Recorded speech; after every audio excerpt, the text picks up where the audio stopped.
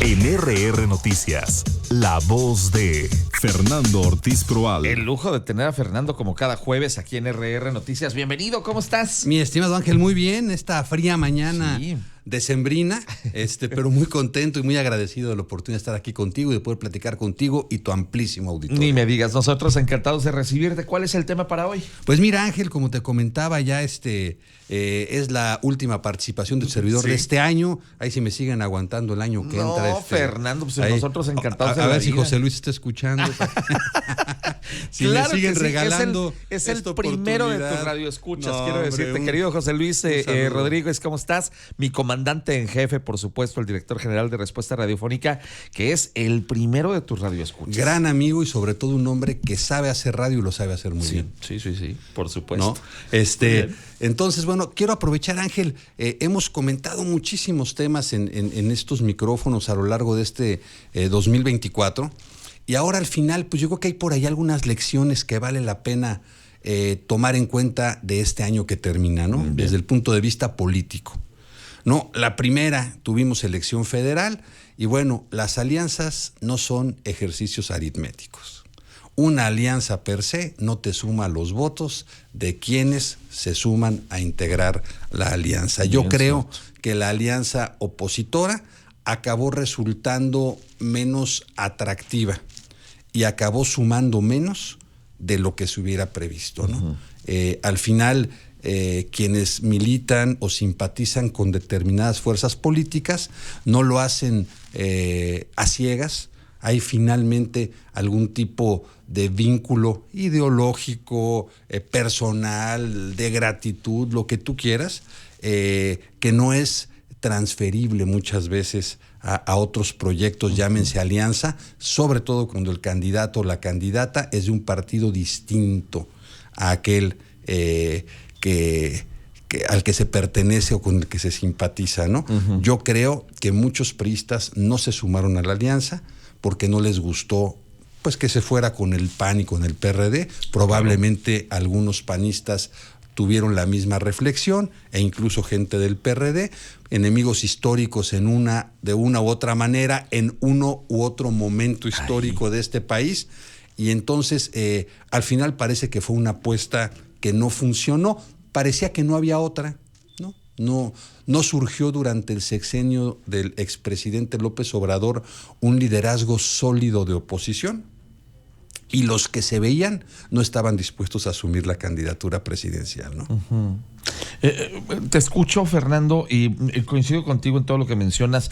Tengo muy buenos amigos, tanto en el Partido de Acción Nacional como el Revolucionario Institucional y en el PRD, y es lo que me han dicho siempre cuando han terminado haciendo estas alianzas. Muchos de ellos dicen, pero si todavía la elección pasada, pues estábamos en una discusión y en una pelea como partidos, como fuerzas políticas, y pues la verdad es que hay muchos de hueso colorado, y tú lo sabes, Fernando, has estado cerca, digamos, de estas circunstancias de partidos, y sabes que hay gente que se lo toma. Pues no debería ser así, porque la política pues es un aspecto más de la vida, pero hay gente que se lo toma verdaderamente personal y entonces pues se apasionan. Y entonces ayer él era mi enemigo y hoy me pides que esté junto a él en un crucero, en un camellón, en un semáforo, agitando banderas, cuando el día de ayer pues no nos podíamos ver ni en pintura, y es más, hasta nos recordamos el 10 de mayo. Claro, y hubo críticas fuertes, hubo temas personales, están grabados, porque además ahora todo obra en audio o imagen. Entonces es complicado, ¿no? Otra lección, Ángel, me parece, y este es para los partidos políticos, es: si no haces las cosas diferentes, no vas a obtener resultados distintos. Las crisis de los partidos de oposición tienen que ver porque son los mismos, haciendo lo mismo, ofreciendo lo mismo, beneficiándose de lo mismo y criticando lo mismo. Y hasta que no se cambie el discurso, los liderazgos, hasta que no se le dé contenido a la propuesta de un partido de oposición, difícilmente van a poder ser una competencia real con la aplanadora que ha construido la 4T a través de Morena, ¿no? Que es una realidad, ¿no? Y no estamos haciendo juicios de valor, simplemente haciendo un análisis de lo que está pasando políticamente. Ahí están los resultados, ¿no? Entonces, bueno, pues si vemos el PRI, con Alito, figuras que me parecen a mí valiosas como Enrique de la Madrid, Allende, si era hijo o no de un expresidente, me parece que él tenía una trayectoria propia y una capacidad de análisis y un discurso y una experiencia y una formación valiosas, pues se van, ¿no? Se van. Y qué lamentable, porque la pérdida de estos cuadros tan preparados. Creo que Enrique es una de las personas en este país que digamos, como dices tú, o sea, tiene esta capacidad de análisis, pero también un cuadro, pues yo creo que impecable, si me permites esta expresión, pero aparte un hombre preparado, etcétera, etcétera, y que diga, pues, ¿sabes qué? Pues ya no veo por dónde. Fíjate qué paradójico y qué mensaje tan triste, ese es el término el que tú usas, Ángel, que personajes como los Yunes se reeditan, ¿sí?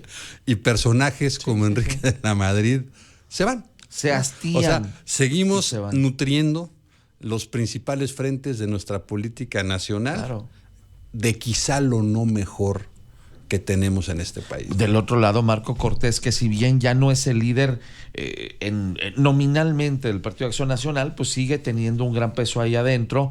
Y yo lo he visto estos días que salen otros panistas a dar conferencias de prensa desde el Senado, fulano a un lado de ellos. Ahora sí que pienso nada menos que en la crucifixión y a Jesús entre dimas y gestas, y yo no puedo dejar de pensar el enorme daño que Marco Cortés le ha hecho al Partido de Acción Nacional y ese enquistamiento de estas figuras que bajo ninguna circunstancia quieren renunciar al poder, cuando lo más honesto, lo más elegante y pues sí, lo más caballeroso sería decir, ¿sabes qué?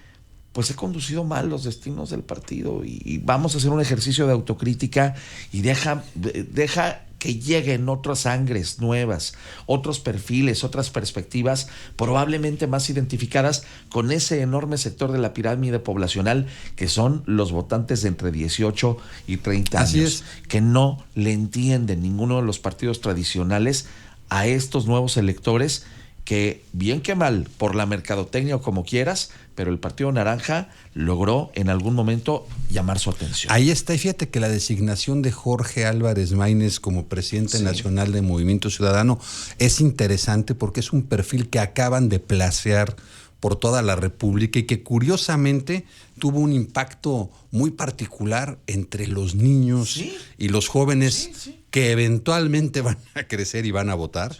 Se entiende que para Dante Delgado, que es el creador de Movimiento Ciudadano, pues fue una decisión necesaria por su estado de salud.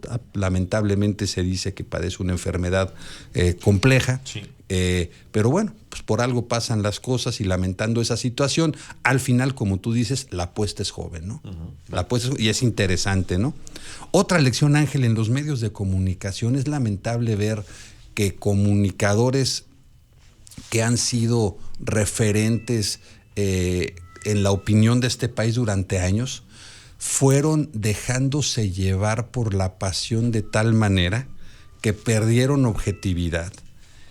Y hoy están enfrascados incluso en dimes y diretes. A ver, cuando el que comunica se vuelve noticia, me parece que ya no está comunicando. No. Cuando un programa de información, más que de información, es como una especie de debate permanente, pues también me parece que algo no está bien, ¿no? Y es un poco la pasión a la que tú te referías hace un rato, ¿no? Que en esta nueva etapa política de México en la que la confrontación, la radicalización, el fundamentalismo ha generado yihads en los dos extremos, del cuadrante político, vemos también cómo pues gente de los medios se ha subido y me parece que esa es una lección importante, que tampoco es sano, ¿no? Y ahí sí tú sabes de eso, ¿no? Sí, ¿no? Y tienes toda la razón, Fernando. Yo creo que impecable lo que has dicho en el sentido de cómo muchos de estos personajes que en su momento fueron inclusive líderes de opinión, pienso en un Pedro Ferriz de Con, por ejemplo, que fue Ciro un Gómez referente. Ciro, evidentemente, fueron un referente durante mucho tiempo, sobre todo Pedro, ¿no? Por muchas cosas que logró hacer a lo largo de su carrera. Hoy sea un remedio de sí mismo y sea un señor al que volteas a ver y pues te compadeces más de él porque piensas, a ver, ¿qué tal estará su salud mental con luego las cosas que dice y que hace este señor, y luego el señor Alasraqui, y luego Ciro enfrentado ahí con este Epigmenio Ibarra. Entonces, pues sí, o sea, qué triste, como dices tú, son unas yihads, adquieren unos posicionamientos ideológicos. Carlos Loret. Bueno, Loret, Adela, terminan dominados por su amargura como resultado de lo que ellos asumen o suponen fue un separamiento ordenado o sugerido o no. Oye, del Desde otro el lado, poder, para que no digan que nada más Sabina Berman, John Ackerman, No, hombre. también hay, Otros, sí, o sea, también tienen sus monitos de muestra, diría mi abuelita, pero lamentablemente estas yihads ideológicas que tú has mencionado, pues deberíamos suponer que tendrían que empezar a bajarle un poquito a la temperatura, y pues a veces vemos que no. Esa es la gran conclusión, Ángel. Me parece que todos, empezando por los propios actores políticos, es lamentable este enfrentamiento en el Senado, donde el coordinador de la fracción parlamentaria mayoritaria, que es quien debería promover la sana convivencia y coexistencia con las demás fuerzas políticas, y no por principio, debería ser por principio, pero por conveniencia, porque es el que va a tener que negociar con ellos después, sea el que se ande quitando el saco y echando bronca, ¿no? Y ya cementaron el 10 de mayo y entonces ya llegaron unas posiciones en donde ya va a haber hasta demandas judiciales. Y esto trasciende, por Dios. Esto sí lastima el trabajo parlamentario. O sea, no parece, pero sí lo lastima. Entonces, creo que todos tenemos que hacer una reflexión de serenidad.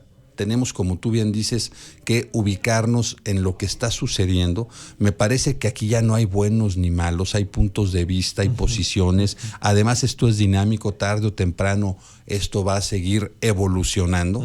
Y lo que no podemos hacer como ciudadanos es volvernos carne de cañón en estas batallas ideológicas.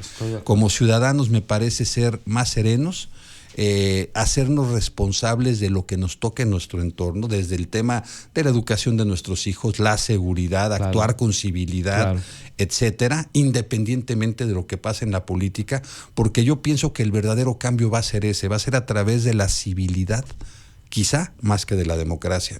Bueno, pues vamos a ver si logra llegar a ese punto de reflexión a estos personajes, y ya lo estaremos comentando contigo en el 2025 que ya se acerca. Dios mediante, Ángel, y aprovechar para desearles de veras a todos unas muy felices fiestas, un 2025 pleno de mucha salud, de mucho amor, de mucho éxito, de muchas bendiciones en todo lo que emprendan. Querido Fernando, te vemos aquí el año que entra, que tengas unas estupendas vacaciones. Igualmente, Ángel, gracias. Gracias, Fernando Ortiz Proal, con ustedes esta mañana, 7:53, Sole Serrano con el reporte vial.